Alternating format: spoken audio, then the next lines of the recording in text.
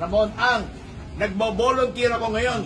Ako nang tutulong sa buong Metro Manila mag-solve ng baha. At no cost to the people, at no cost to the government. O, kahit yung eskwela, gusto mo, bibili na ako ng lupa, kapalit doon. Tatayuan ko ng kapalit na eskwela. At yung housing, bibili na rin ako lupa para tayuan ng pabahay yung mga tao doon. Para lang alisin natin yung mga pabahay at eskwela sa ibaba ng ilog.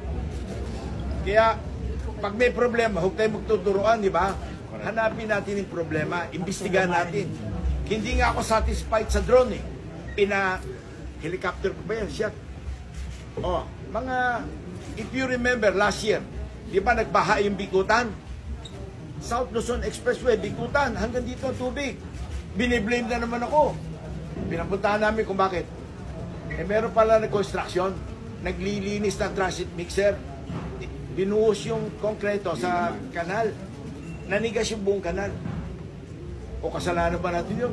O hindi.